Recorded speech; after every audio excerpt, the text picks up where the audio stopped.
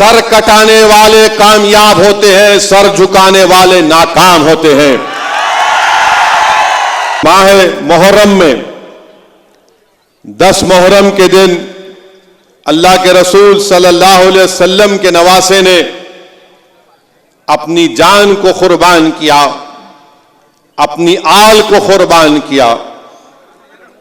کیوں قربان کیا؟ تاکہ حق کی کامیابی ہو اور باطل کی شکست ہو۔ انہوں نے اپنا امام حسین نے کربلا کے میدان میں اپنے سر کو اس لیے کٹایا تاکہ صبح قیامت تک دنیا کو یہ معلوم ہو جائے کہ سر کٹانے والے کامیاب ہوتے ہیں، سر جھکانے والے ناکام ہوتے ہیں۔ تو اسلامک کیلنڈر کا آخری مہینہ ذی الحجہ ہے، اسلامک کیلنڈر کا نیا سال کا پہلا مہینہ محرم ہے، اور یہ اس دین کی خوبصورتی ہے کہ سال کا آخری مہینہ اور سال کا پہلا مہینہ دونوں قربانی کا درس دیتا ہے، دونوں قربانی کا درس دیتا ہے۔ تو میری آپ سے یہ بھی گزارش ہے کہ آج سے 1400 سال پہلے، آج سے 1400 سال پہلے 10 ذی الحجہ کے دن اللہ کے رسول محمد مصطفیٰ صلی اللہ علیہ وسلم نے اپنا حجۃ الوداع میں آخری خطبہ دیا۔ تو خطبے میں بہت سی چیزیں ہیں، مگر رسول اللہ صلی اللہ علیہ وسلم نے کیا خطبہ دیا اور کہا کہ سنو، میں تمہارے درمیان میں زیادہ دیر نہیں رہنے والا ہوں۔ محمد صلی اللہ علیہ وسلم نے 1,15,000 لوگ تھے۔ رسول اللہ صلی اللہ علیہ وسلم اپنی بات کو اپنی زبان مبارک سے ارشاد فرماتے 3 بار۔ اس طرح کا لاؤڈ اسپیکر کا انتظام نہیں کیا۔ 1,15,000 کا مجمع تھا۔ اللہ کے رسول صلی اللہ علیہ وسلم رحمت للعالمین، محبوب رب العالمین، اپنی زبان مبارک سے بولتے اور صحابہ کرام 3 مرتبہ اس بات کو بولتے تاکہ 1,15,000 کے مجمع کو آقا کی زبان مبارک سے نکلے الفاظ ان کو سمجھ میں آئے اور سنائی دیے۔ رسول اللہ صلی اللہ علیہ وسلم نے کیا کہا کہ جس طرح یہ ذی الحجہ کا مہینہ مبارک ہے، جس طرح یہ دن مبارک ہے، اسی طرح مسلمانوں کی جان اور مال ہمارے لیے مبارک ہے۔ تم کسی کی جان اور مال نہیں چھین سکتے ہو ان سے۔ رسول اللہ صلی اللہ علیہ وسلم نے فرمایا، سنو کیا فرمایا، نوجوانوں تم سنو، تم کو اگر ایک نیک انسان بننا ہے تو سنو۔ آقا نے فرمایا صلی اللہ علیہ وسلم نے کہ اللہ کی نظر میں نہ گورا بڑا ہے نہ کالا بڑا ہے۔ اللہ کی نظر میں نہ کوئی گورا بڑا ہے نہ کالا بڑا ہے۔ اللہ کی نظر میں سب سے قریب وہ ہے جس کے پاس تقویٰ ہے، جس کے دل میں اللہ کا خوف ہوگا، اللہ سے کوٹ کوٹ کر محبت ہوگی، اور رسول اللہ صلی اللہ علیہ وسلم کے لیے اس کا دل دھڑکتا ہوگا، وہ اللہ کو بہت پسند ہے۔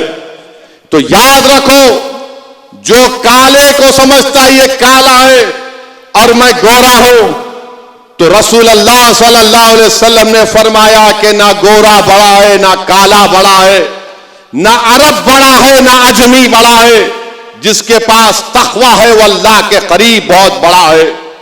پھر رسول اللہ صلی اللہ علیہ وسلم نے فرمایا کہ اپنی عورتوں پر ظلم مت کرو، اپنی عورتوں پر ظلم مت کرو، ان سے نرمی رکھو، ان سے نرمی رکھو۔ تو مسلمانوں، جب تم گھر میں جاؤ گے، اگر تمہارے گھر میں تمہاری بیوی ہے، تمہاری بہن ہے، تمہاری ماں ہے، تو تم ان سے نرمی کا رویہ اختیار کرو۔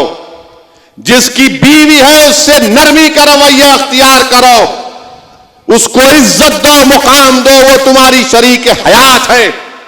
رسول اللہ صلی اللہ علیہ وسلم نے فرمایا کہ اپنی عورتوں سے نرمی کا رویہ رکھو. اور رسول اللہ صلی اللہ علیہ وسلم نے فرمایا کہ کسی کا قتل مت کرو، کسی کا قتل مت کرو ناجائز طور پر. مسلمان کسی کا قتل نہیں کرتا ناجائز طور پر. رسول اللہ صلی اللہ علیہ وسلم نے فرمایا اپنے غلاموں سے نرم رویہ اختیار کرو. میرے عزیز دوستوں اور بزرگوں، یہ محمد مصطفیٰ صلی اللہ علیہ وسلم کا آخری خطبہ ہے، بلکہ دنیا میں انسانیت کی ہسٹری میں اگر کسی کو دیکھنا ہے چارٹر آف ہیومن رائٹس تو رسول اللہ صلی اللہ علیہ وسلم کے آخری خطبہ حجۃ الوداع کو پڑھ لے. تو میرے نوجوانوں، اللہ کے رسول صلی اللہ علیہ وسلم کے اس آخری خطبے کے الفاظ کو یاد رکھو کہ کسی مسلمان کے مال کو یا کسی کے بھی مال کو یا کسی کے جان پر آپ کسی پر حملہ نہیں کر سکتے. اپنی عورتوں سے، اپنی خواتین سے نرمی سے پیش آؤ گے اور توڑ دو یہ زنجیریں. کوئی کالا ہے، کوئی بڑا ہے، کوئی خاندانی ہے، کوئی فلاں ترمچی ہے، کوئی نواب ہے. ارے کوئی اللہ کی نظر میں سب برابر ہے. کوئی کالے کو گورے کو کالے پر فوقیت نہیں ہے. تمہارا خاندان پاندان ہوگا مگر اللہ کی نظر میں کچھ نہیں ہے اس کی حیثیت. تم میں اللہ کا خوف ہوگا، تم میں رسول اللہ صلی اللہ علیہ وسلم سے محبت ہوگی. اور رسول اللہ صلی اللہ علیہ وسلم نے اپنے آخری خطبے میں فرمایا نماز پڑھو، روزہ رکھو، زکوٰۃ دو. نوجوانوں، روزہ نماز پڑھو. مسلمانوں کی پہچان کیسے ہوگی؟ مسجدوں کو آباد رکھنے سے ہوگی. نوجوانوں، تم اگر چاہتے ہو کہ تمہارا دین مضبوط ہو، تم مضبوط ہو، تو اپنے سروں کو، اپنی آنکھوں کو اللہ کے آگے سجدے میں جھکاؤ. روزے رکھو. جس کے پاس دولت ہے زکوٰۃ نکالو. کمزوروں کی مدد کرو، غریبوں کی مدد کرو.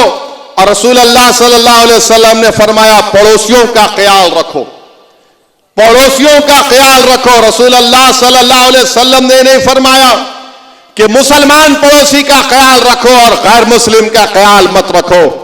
رسول اللہ صلی اللہ علیہ وسلم نے آخری خطبے میں اتنا کہا نوجوانوں پڑوسی کا خیال رکھو، پڑوسی کا خیال رکھو.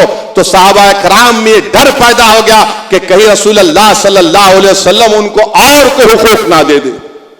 تو آپ کا پڑوسی ہندو رہے، دلت رہے، او بی سی رہے، مگر آپ کا پڑوسی ہے. اگر آپ کا پڑوسی مسلمان ہے یا کوئی بھی ہو، اس بات کا خیال رکھو کہ آپ کا پڑوسی بھوکا نہ رہے. آپ کا پڑوسی، اس کی تکلیف آپ کی تکلیف ہونی چاہیے. اگر آپ رسول اللہ صلی اللہ علیہ وسلم سے ہم تمام ان کے امتی ہیں، ہم رسول اللہ صلی اللہ علیہ وسلم کے امتی ہیں، اور ہمارے لیے سب سے بڑا تر امتیاز کیا ہے کہ ہم محمد صلی اللہ علیہ وسلم کے غلاموں کے غلام ہیں. یہ ہمارے لیے سب سے بڑا تر امتیاز ہے. یہ ہمارے لیے امتیاز نہیں ہونا چاہیے کہ اس کے پاس دولت ہے تو بڑا ہے، یہ ایم پی ہے تو بڑا ہے، یہ پرائم منسٹر ہے تو بڑا ہے.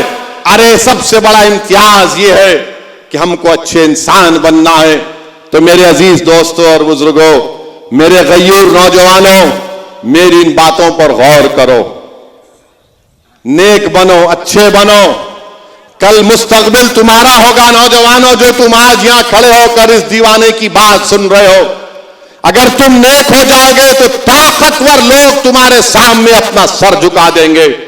تم مسجدوں میں جا کر اپنے چہروں کو جھکاؤ گے سجدے میں، اپنے پیشانیوں کو زمین پر رگڑ کر اللہ سے بھیک مانگو گے کہ اللہ معاف کر دے.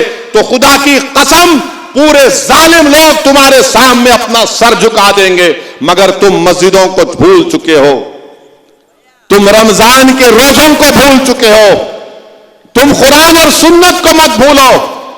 ہماری پہچان قرآن اور سنت ہے.